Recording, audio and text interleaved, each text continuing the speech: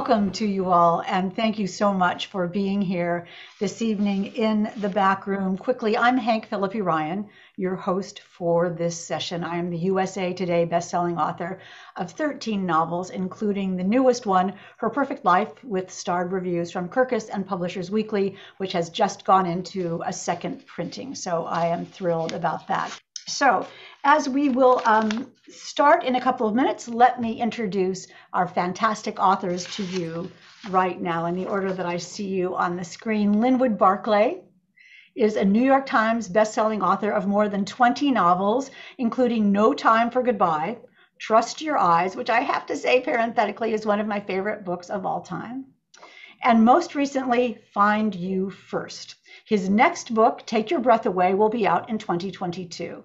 His novel, The Accident, was made into a TV series in France. He wrote the screenplay for the adaptation of his novel, Never Saw It Coming, and he lives in Toronto. Welcome, Linwood, tonight. Nice to be here, Hank. Thanks for having me. Of course.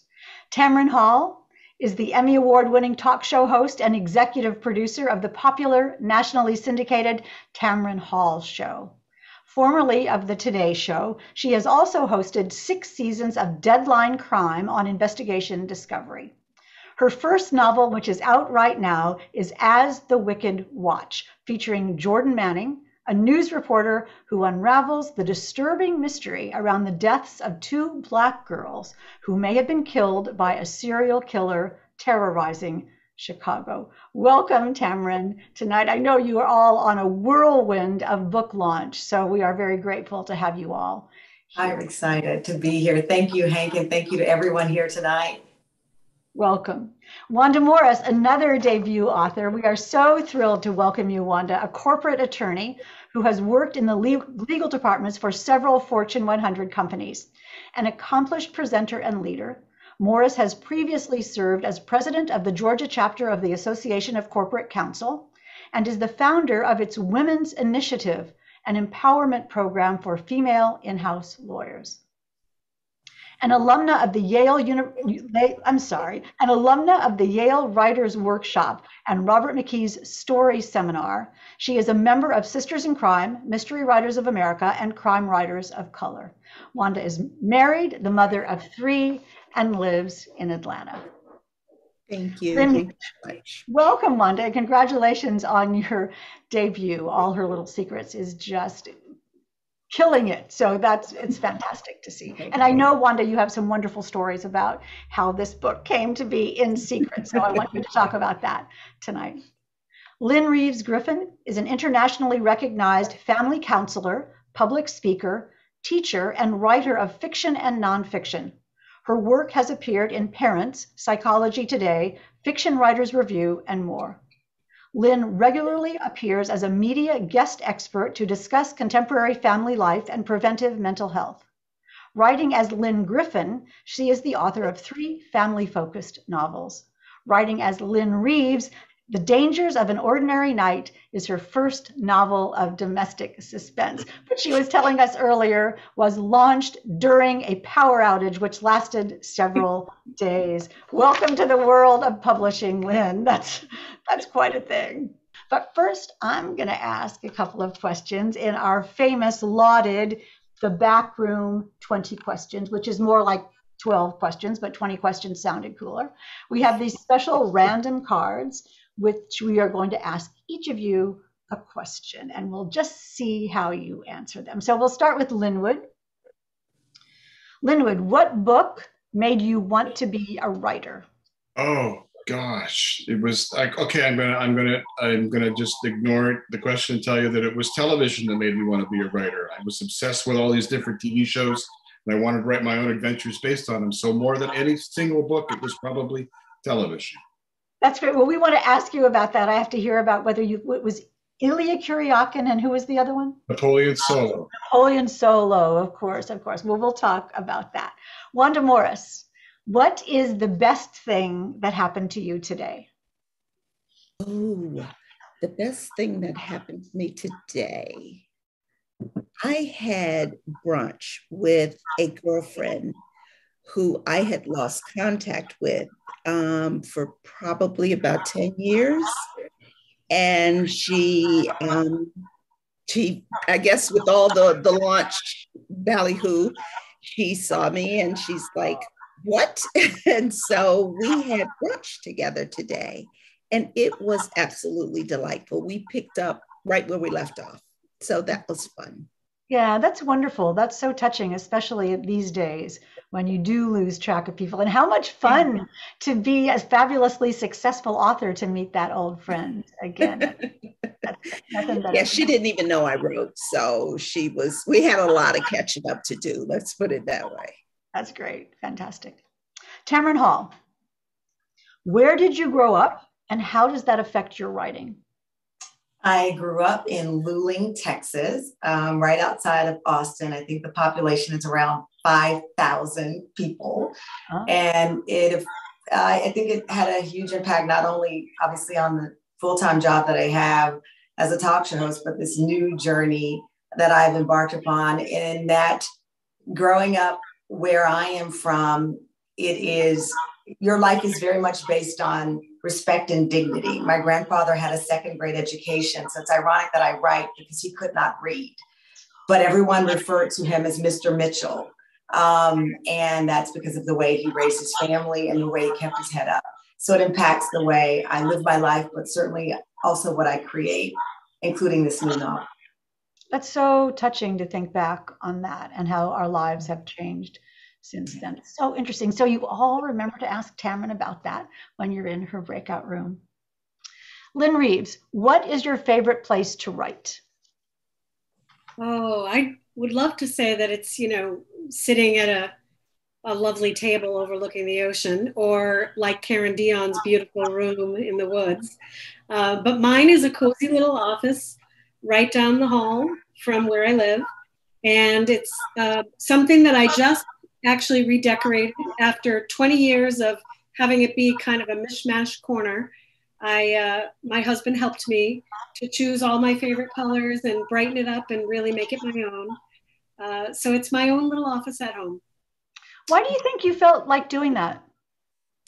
I really felt like I needed a fresh start when the pandemic sent us to our corners, right? I felt like it had been a long time since I prioritized my space. And I actually, if you were here, someday perhaps you'll come, I have different posters on the wall of places I want to travel. So I think the pandemic made me want to liven it up and to imagine where I would go from here. Wonderful. I'd love to see it. Thank you for the invitation. We'll all come. We'll do the back room. We'll do the back room from your house. Sounds great. Linwood, do you remember, Linwood, here's your question. Do you remember your first pet? Oh, yeah. Well, we've only ever had two. When I was a kid, we had a lovely German Shepherd by the name of Happy, who sadly didn't live a very long life, but she was a lovely dog. And that was Happy. Okay, Wanda, would you rather write a first draft or edit? Edit. First drafts it's like a slop bucket for me. I throw everything in there because to me, I want to get everything on the page. Whatever's bad, I can make better. So, halfway through a first draft, names change, settings change. But I love the rewriting and the editing process. That's where I can flesh out the characters and start to develop the arcs of the characters and what occurs over the course of the story. Tamron, what was the most, well, this is a crazy question for you because it's your whole life, but what is the most fun research you did for your book? Or insert another word besides fun, interesting, fascinating, revealing. Well, actually, I can use the word fun. It was researching what the original iPhone was capable of doing. In the investigative part of the story, we have Jordan Manning receiving some information, and I had to look up whether or not we could text photos to each other in 1997. We all think of the iPhone as it is now, but it was not the same iPhone in 1997. So that was really fun to look back at how quickly technology has changed. Lynne Reeves, what was your first job? Oh, I was a silver dollar waitress at Friendly's restaurant.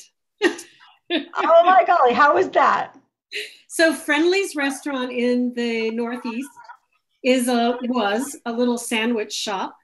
And I started working there when I was 14. I begged to have working papers so that I could have a job. And I was hired. I memorized all 28 flavors of ice cream. And inside of 6 months, I was opening the store on Saturdays and Sundays at 6 o'clock in the morning with a dishwasher. You know, you climb high in the industry. We have to talk because my very first job was at the Dairy Queen. I bet I could still make a dip cone with a curly Q. I bet I really could. Exactly. So we've asked each of you to bring a book or tell us briefly about a book that you're recommending. Linwood, we'll start with you.